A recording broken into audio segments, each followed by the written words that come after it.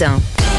L'édito politique sur Europe 1 avec Le Figaro. Bonjour Alexis Brézet. Bonjour Dimitri, bonjour à tous. Alors hier, Alexis, dans un courrier aux adhérents dévoilé par Le Figaro, Bruno Retailleau a annoncé sa candidature à la présidence des Républicains, dont il a longtemps semblé acquis, qu'elle devait revenir assez naturellement à Laurent Wauquiez.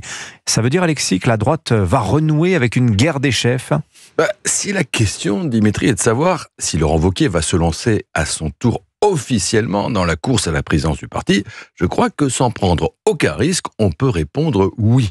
À mon avis, ça ne va pas traîner. Mon petit doigt me dit même que ça pourrait être aujourd'hui. D'ailleurs, c'est sans doute parce qu'il avait appris ou compris que Wauquiez allait sortir du bois que Retailleau a choisi hier de surprendre son monde en accélérant le rythme. Mais si votre question est de savoir si cette compétition va forcément dégénérer en combat de rue, en guerre des gangs, en bataille de chiffonniers, eh bien là, la réponse est un peu moins évidente. Disons-le, ce scénario de l'affrontement à mort, c'est évidemment celui qui traumatise les électeurs de la droite. Ils ont déjà eu à subir, pour les moins jeunes, mais enfin ils ne sont pas tous très jeunes, Giscard Chirac, Chirac-Balladur, Juppé-Séguin, Sarkozy-Juppé, Copé-Fillon, et j'en oublie. Et aujourd'hui, ils vivent, c'est normal, dans la hantise de revivre ce cauchemar. Et c'est vrai qu'au moment même où la droite, sur les décombres du macronisme, semble, dans les sondages et les partiels, devoir reprendre un peu de poil de la bête, c'est vrai que ce serait du gâchis. Alors, il n'est pas inévitable, ce gâchis. Après tout, la dernière élection à la présidence de LR, en décembre 2022, celle qui avait vu Éric Ciotti arriver devant Bruno Retailleau déjà, elle s'est déroulée sans drame. Tout comme d'ailleurs, un an plus tôt, la primaire de la droite, lorsque Valérie Pécresse avait triomphé d'Éric Ciotti. Le verdict des urnes n'avait pas été contesté dans le parti. C'est auprès des électeurs qu'il avait eu un peu moins de succès.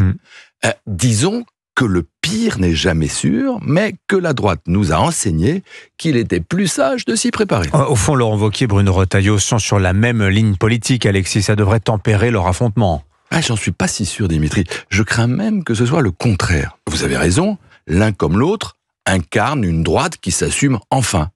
Wauquiez est sans doute un rien plus libéral, Retailleau un poil plus conservateur, mais enfin c'est de l'ordre de la nuance. Sur la quasi-totalité des grands sujets, sécurité, immigration, impôts, dépenses publiques, fin de vie, ils pensent quasi exactement la même chose.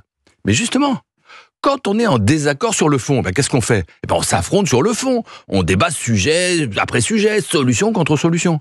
Mais quand on est d'accord sur le fond, qu'est-ce qui reste si on veut marquer sa différence, creuser son avantage, affaiblir son adversaire ?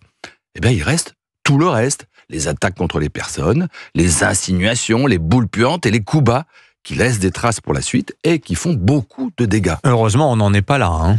Certes, Dimitri, mais enfin, on n'en est qu'au tout début d'une campagne interne dont on ne connaît encore ni les règles ni le calendrier, mais enfin qui pourrait durer 3 mois. Et c'est long, 3 mois. Vous n'entendez pas déjà cette petite musique qui monte, alimentée de part et d'autre, vous savez, par ces fameux entourages qui, et c'est leur métier, ont les yeux fixés sur l'horizon présidentiel. Le candidat des militants, Wauquiez, contre celui des chapeaux à plumes, Retailleau. L'homme seul contre le chouchou des sondages. Celui qui parle face à celui qui agit. Et puis ce fameux pacte que l'un prétend avoir conclu avec l'autre et dont l'autre jure ne jamais avoir entendu parler. Dès le premier épisode du feuilleton Wauquiez-Retailleau, on retrouve tous les ingrédients, ce qui ne veut pas dire que le dénouement sera le même, qui avait fait le succès de la super production Chirac-Balladur. Alors vous me direz, à l'époque, la guerre des droites n'avait pas empêché la droite de l'emporter.